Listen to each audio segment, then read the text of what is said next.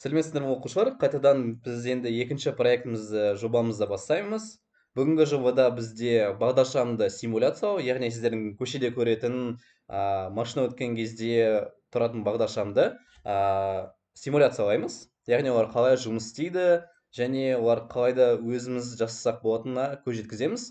Ол үшін бізге керек олар Arduino микроконтроллері, оған қосатын USB кабелі, көріп тұрғаныңыздай. Сонымен қатар бізге 3 жарық диод керек болады: қызыл, сары және жасыл.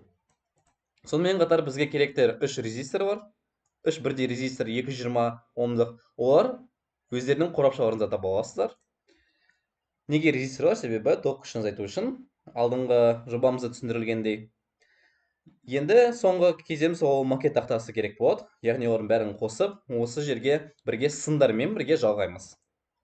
Сымдар өздерің қалаған шалсаңдар болады. Қалай қосатыныңыздарды мен өзім бір әдіспен қолданамын. Егер сіздерге олар ұнамаса, өздеріңіз қалай қосатыныңызды жасап алсаңыздар болады. Жарайды, бірінші біз өзіміздің компоненттерімізді, яғни жарық диодтарды макет тақтасына орналастырайық. Орналастыру үшін біз көріп тұрғанымыздай қайтадан анод пен катод. Анод дегеніміз бізде плюс, катод дегеніміз минус. Сонда оларды екі түрлі санауларға орналастыру керек. Екі түрлі өзара байланысқан емес санауларға орналастыру керек. Яғни мен 4 пен 5-ші қатарға орналастырсам, онда қарап тұрсаңыздар, екеуі бір-бірімен байланыспаған. Біз 3 жарық диодты бір-бірімен байланыспайтындай санауларға орналастыруымыз керек. Себебі біз үшеуіміз 3 әртүрлі пин арқылы жұмыс істейтін болғандықтан кейін, сондықтан да біз әрқайсысын әртүрлі пиндарға қою керекпіз.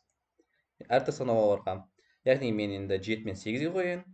Көріп тұрсаңыздар, бір-бірімен өзара байланыспаған. Яғни үшінші мен қызылды осылай қойсам болады. Жарайды, біз енді бағдаршамның симуляцияларға оларға жарық диодты орналастырдық макет тақтасына. Енді бізге оларға қатысты резисторларды жалғау керек.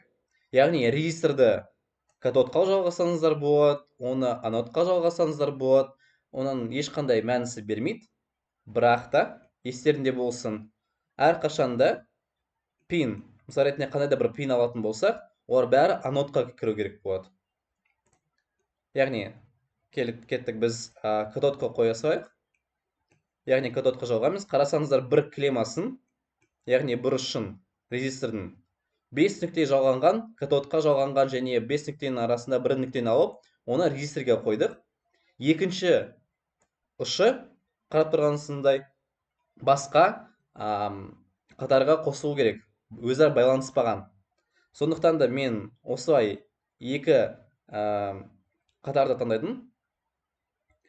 Сіздер оны мысал ретінде былай қоссаңыздар болатын еді, бірақ кішкене орын жетпей қалады деп ойлаймын.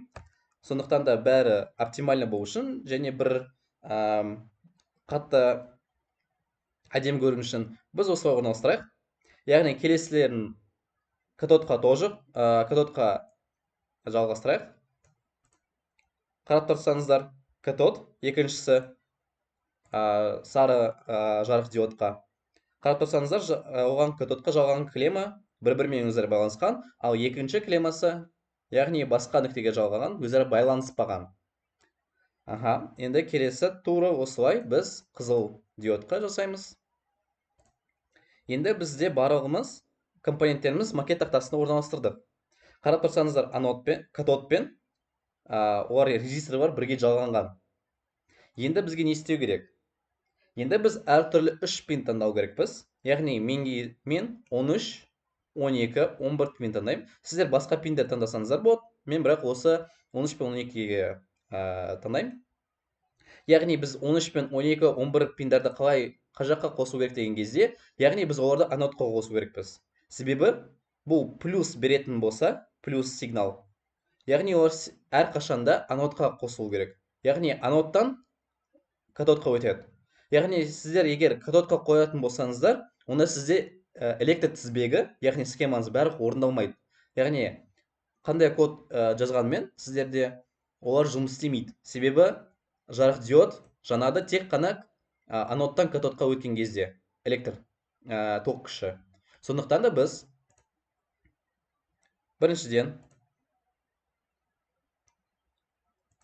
қызылға қояйық. Яғни мен осы 5 нүктелердің біреуін таңдаймын. Келесі 12-ін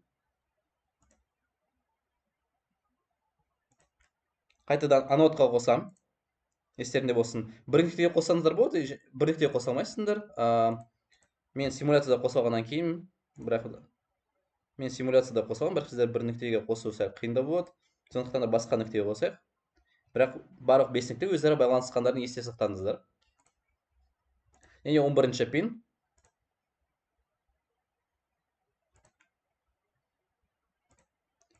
Енді қарасақ, біз 13-тен 11-ге дейінгі пиндар бізге анодқа қосылды.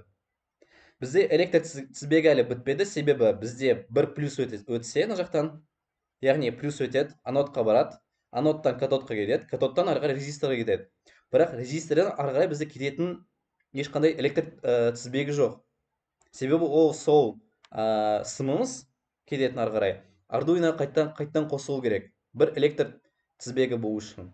Сондықтан да біз қарап тұрсақ, осының бәрін біз граундқа, яғни жерге кету керек болады. Себебі мына жақтан плюс сигнал келетін болса, ол әрқашанда заземленияға, яғни жерге кету керек болады. Сондықтан да біз бізде 3 граунд деген пиндарымыз болады. Бірақ шынында оларды әрқашанда 3 пинді істетпей үшін біз тек қана бір пинді алып, яғни мысал ретінде сіздер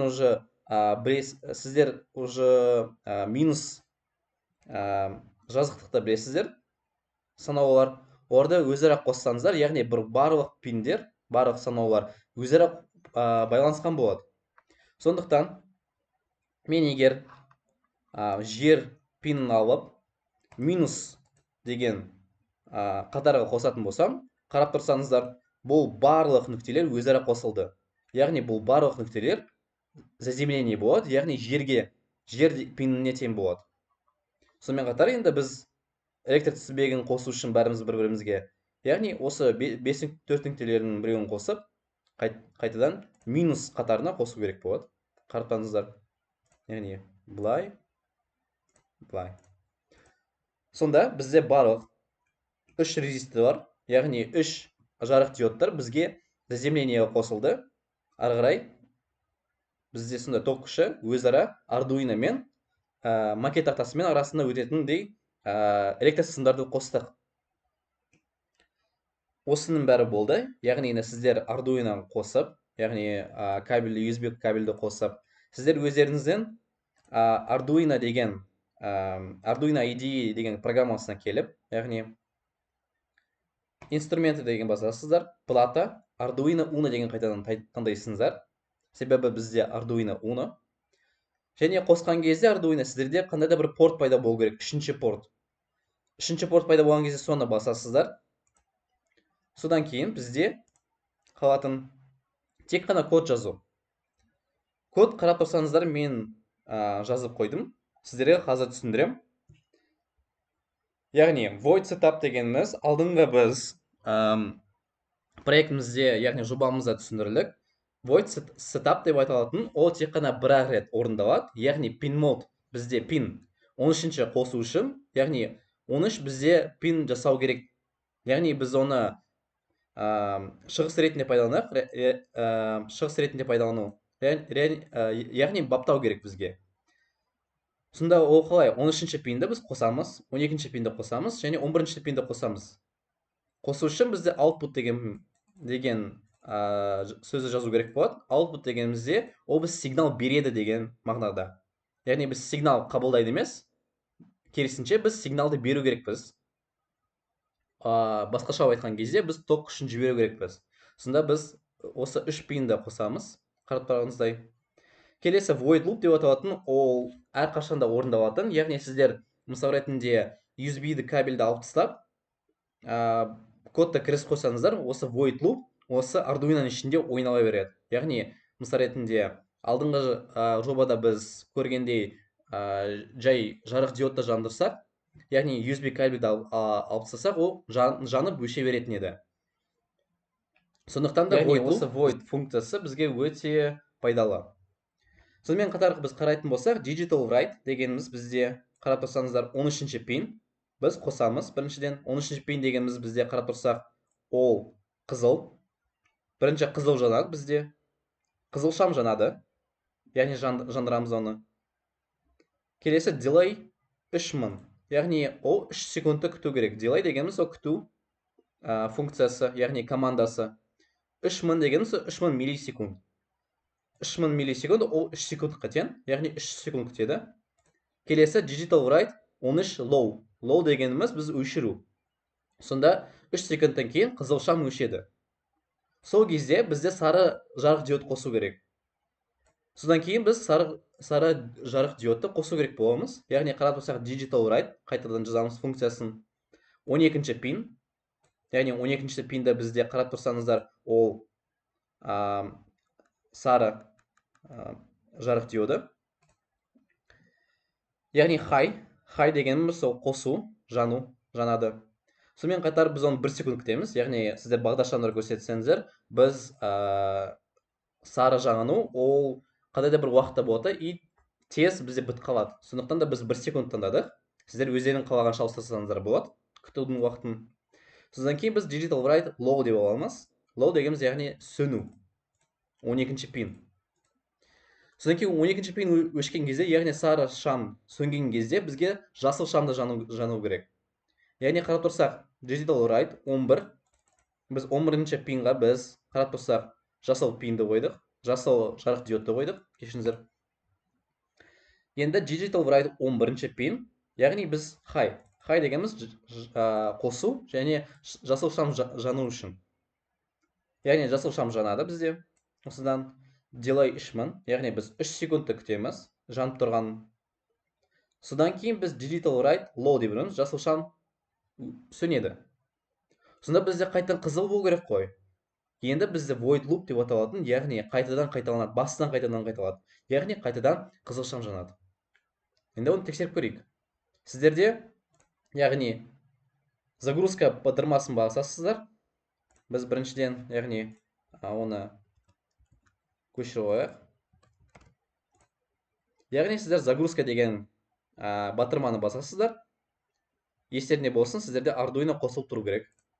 Яғни загрузка басасыздар. Сол кезде не болады көрейік.